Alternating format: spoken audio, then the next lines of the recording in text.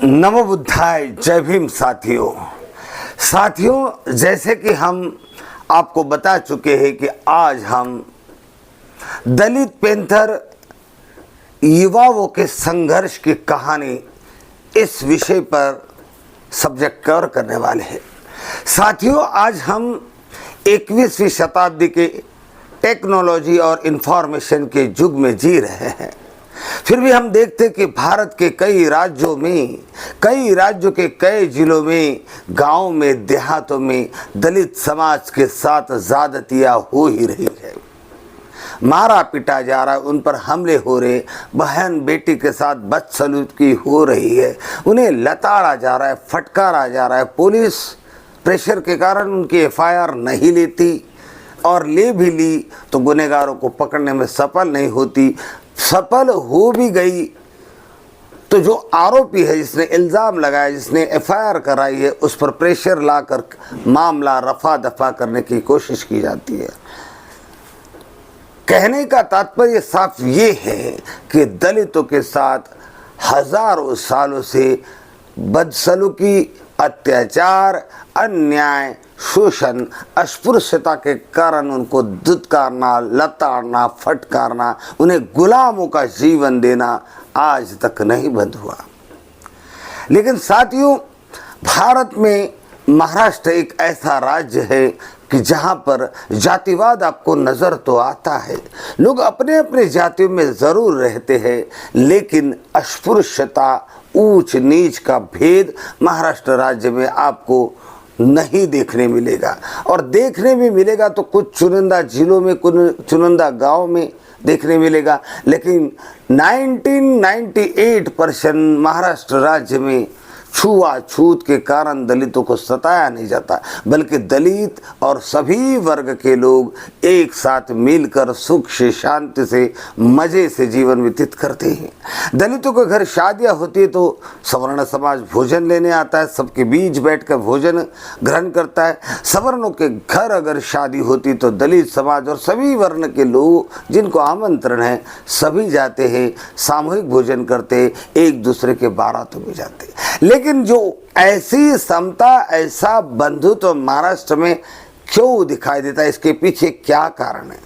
साथियों, हर चीज को प्राप्त करने के लिए, ये समता, ये बंधुत्व प्राप्त करने के लिए, यानी हर चीज को प्राप्त करने के लिए त्याग करना, समर्पण करना, संघर्ष करना बहुत जरूरी होता है। महाराष्ट्र के लोगों ने बहुत कुछ त्यागा है, बहुत कुछ संघर्ष किया है। साथियों, आपको बता दूं कि डॉक्टर बाबा साहब अम्बेडकर का परिनिर्वाण 1956 में हुआ। 1956 के बाद 1956 में बाबा साहब का जब महापरिनिर्वाण हो गया था, उसके बाद महाराष्ट्र राज्य में सामाजिक अंधेरा छा गया था। हर समाज का व्यक्ति दुखी था। बाबा साहब के जीवित रहते हुए जो लोग विरोध कर रहे थे, जो अपने आप को सवर्ण मानते हुए बाबा साहब के खिलाफ थे, वो लोग जो विरोध कर रहे थे, उनके मन मस्तिष्क में, उनके भी दिल के किसी कोने में एक बात जरूर थी कि डॉक्टर बाबा साहब अम्बेडकर जैसा नेता भारतवर्ष में ना इसके पहले जन्मा है, ना इसके बाद जन्मेगा। डॉक्टर बाबा साहब अम्बेडकर ने केवल अपने ही समाज के लिए काम न करते हुए जितने भी सताए गए, वंचित रखे गए, दूर सभी को व्यक्ति स्वतंत्रता, वाणी स्वतंत्रता के अधिकार दिलाने का काम किया। और ऐसा महामानव जिसने भारत की एक एक नारी को हिंदू कोड बिल के माध्यम से पुरुषों के गुलामी से मुक्त किया, उन्हें साथियों ये चीज सवर्ण अपने आप में मानता था, जानता था, कहीं उनका भी दिल द्रवित हो चुका था। कुल मिला के संघर्ष थम गया था। जो बाबा साहब के जीवित होते हुए जो संघर्ष था वो थम सा गया था। कुछ 2-3 साल बाद तुरंत ही मनुवाद हावी होने लगा। मनुवाद ने दलितों पर हमले शुरू किए, बौद्धों पर हमले शुरू किए। मनुवाद नहीं चाहता था कि दलित उन्हें छोड़ के बौद्ध धर्म अपनाए, मनुवाद आज भी नहीं चाहता कि दलित उन्हें छोड़कर क्रिश्चियन बने या मुसलमान बने या बौद्ध बने।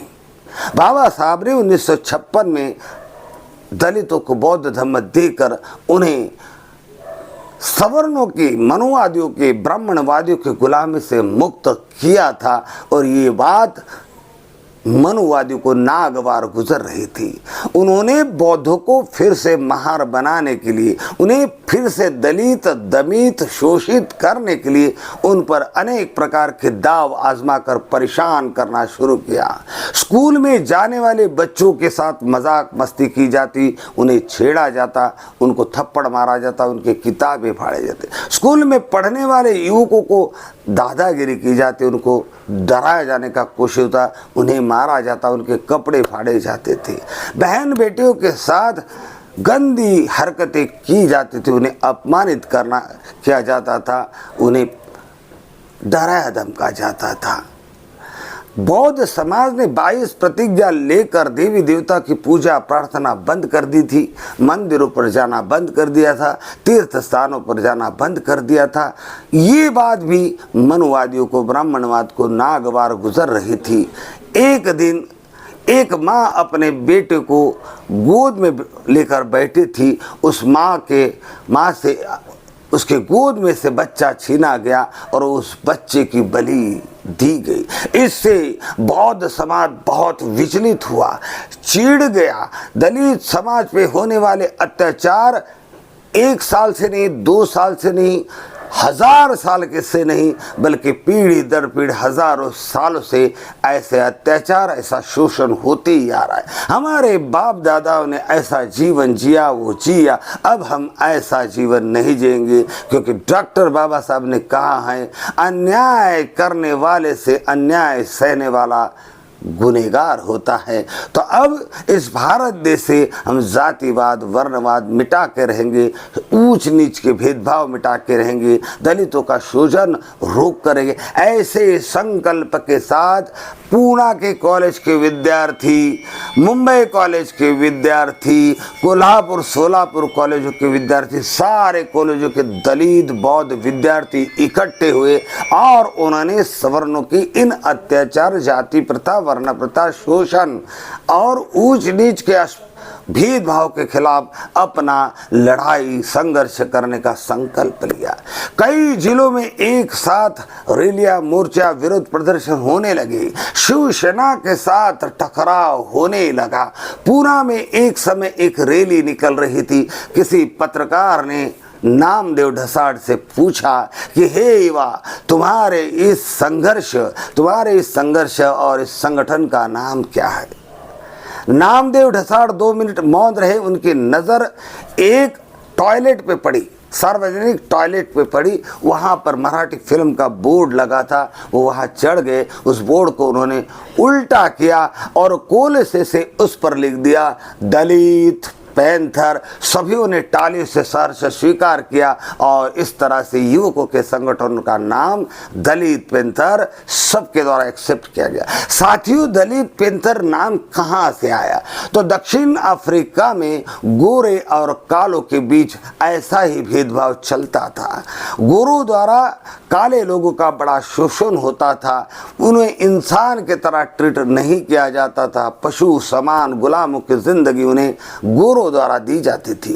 तब अफ्रीका के युवा संगठित हुए और इन्होंने ये जाति या अत्याचार, ये शोषण रोकने के लिए और अपने देश से गोरों को भगाने के लिए ब्लैक पैंथर नामक संगठन बनाया।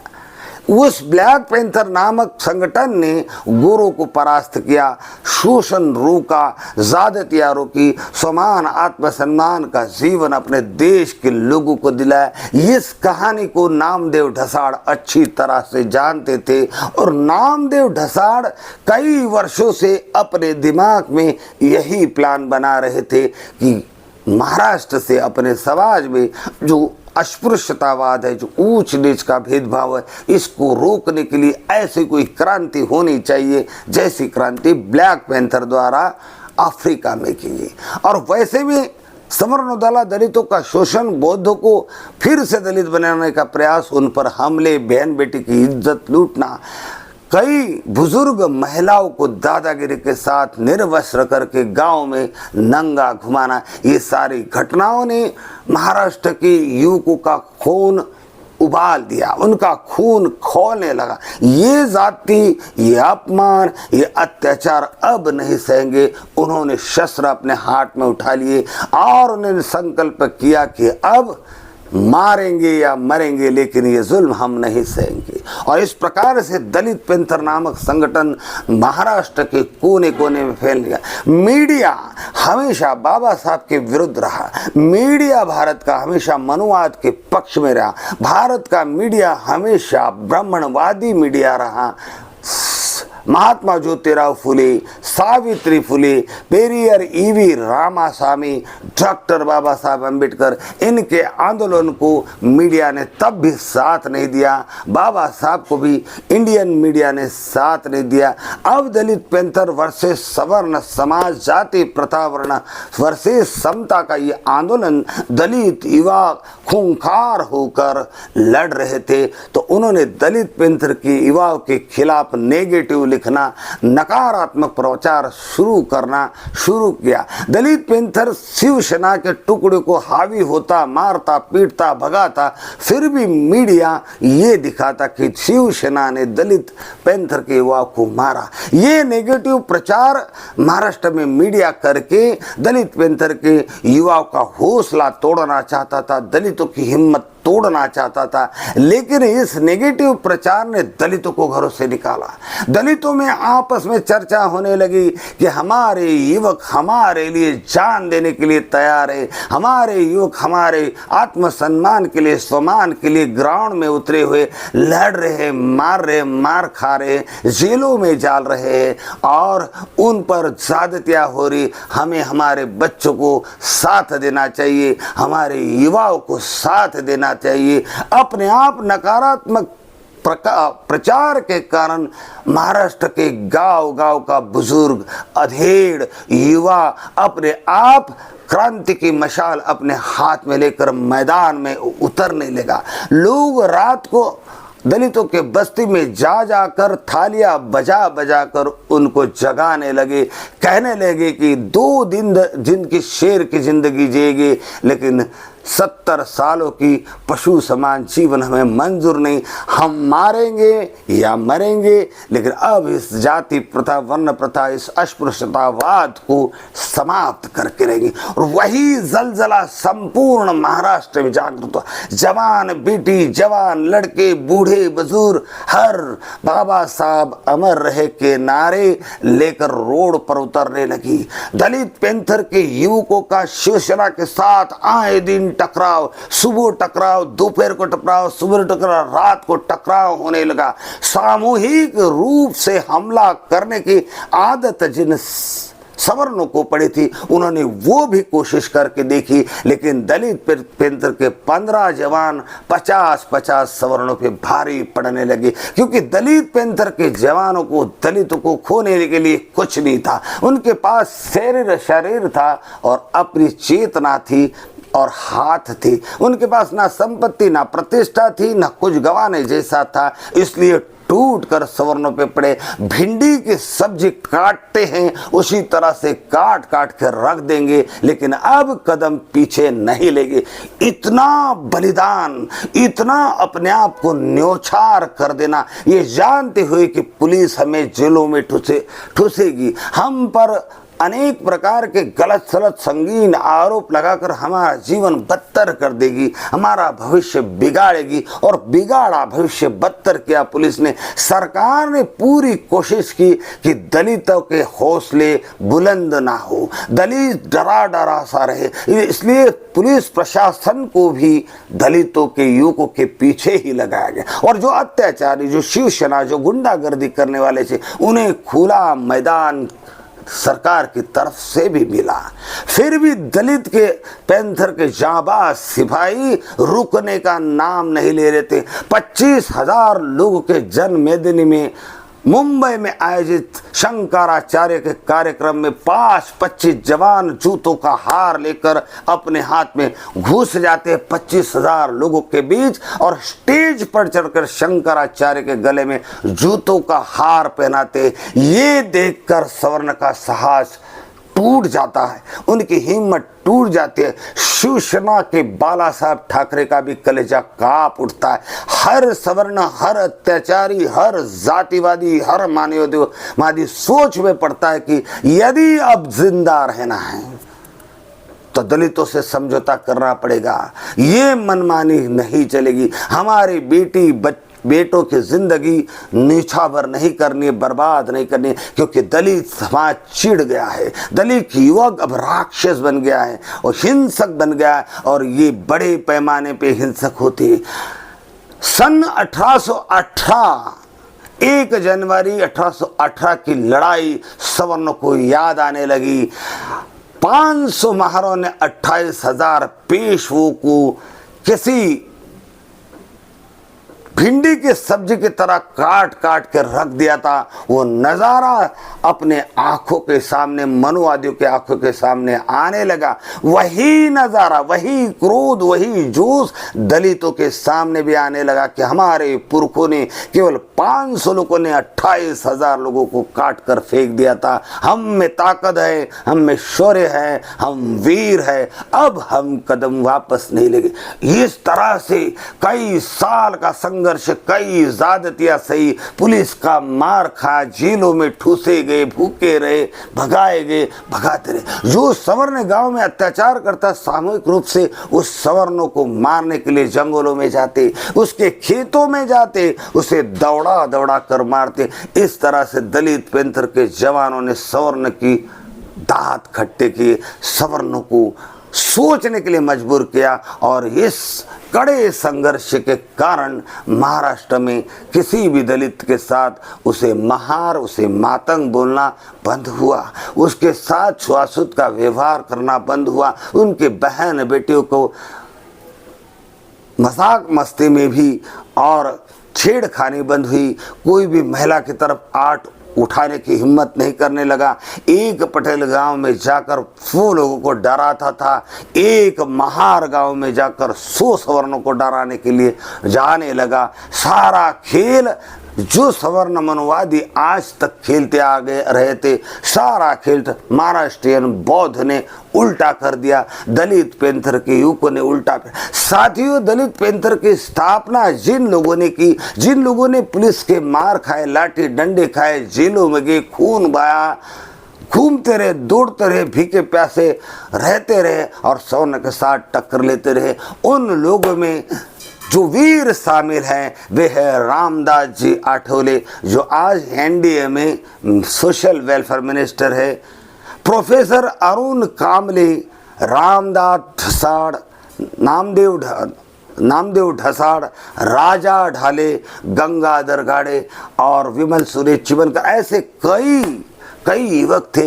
उनमें से ये 5 से जो नाम मैंने लिए, ये सवर्णों मनुवादियों के आँख का खटकता हुआ अंगारा बने हुए थे। सारे महाराष्ट्र के शासन को हिलाने में कामयाब राजा ढाले, नामदेव ढसाड़, रामदास आठवले, प्रोफेसर अरुण कामड़े, गंगाधर गाड़े, ये ऐसे खूंखार युवक थे जिन्होंने महाराष्ट्र के सामाजिक व्यवस्था को पलट कर रख दिया, सरकारी कारस्थानों को उलट कर रख दिया, पुलिस के नाक में दम ला कर रख दिया, सरकार की नींव हिला डाली। तब कड़े संघर्ष के बाद महाराष्ट्र में से अस्पृश्यता का भेदभाव, ऊंच नीच के भेदभाव के कारण डांटना, फटकारना, मारना, अपमानित करना, ये सारा गलत कार्य बंद हुआ। आज महाराष्ट्र में दलित सवर्ण मिलकर रहते हैं, एक दूसरे के शादियों में जाते आते रहते, बहन बेटी की इज्जत सलामत है, बुजुर्ग का मान सम्मान सलामत। तो साथियों, संघर्ष बिना फल नहीं, संगठित हुए बिना ताकत नहीं और सक्रिय हुए बिना संघर्ष नहीं, संघर्ष किए बिना फल नहीं, त्याग और समर्पण के बिना संगठन नहीं। तो साथियों, भारत के अन्य राज्यों में ऐसा आज भी चल रहा है। दलितों को सताया जा रहा है, मारा जा रहा है, पीटा जा रहा है, बहन बेटी की इज्जत लूटी जा रही है। ऐसा क्यों है? क्योंकि गांव के व्यक्ति सोचते हैं कि हम कम तादाद में हैं और जातिवाद के कारण वे विभाजित है। उनका कहना है कि हम पूरी तरह से यहाँ के गांव वालों पर निर्भर है, हम उनके साथ कैसे मुकाबला करें। ये महाराष्ट्र में भी यही हालत थी, लेकिन महाराष्ट्र के लोगों ने ऐसा सोचा नहीं, जो होगा देखा जाएगा। लेकिन अब ये जिल्लत की जिंदगी जीने नहीं, और महाराष्ट्र के लोग संगठित हुए, संगठन मजबूत किया, संगठन मजबूत करने के लिए परिश्रम किया, उसे टिकाए रखने के लिए परिश्रम किया, और संघर्ष की ज्वाला हाथ में लेकर जी जान से मरने के मिटने के लिए तैयार हुआ, तब जाकर उन्हें सफलता मिली।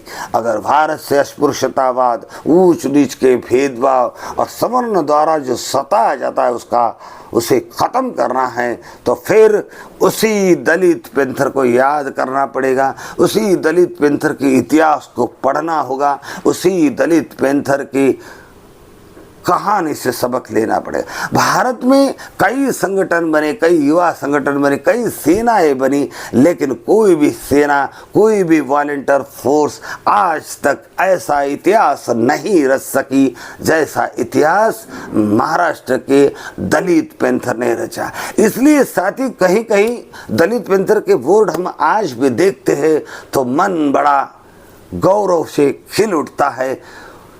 मन करता है कि आज भी इस संगठन में जुड़ जाऊं, मन करता है कि इस संगठन की ज्वाला हाथ में लेकर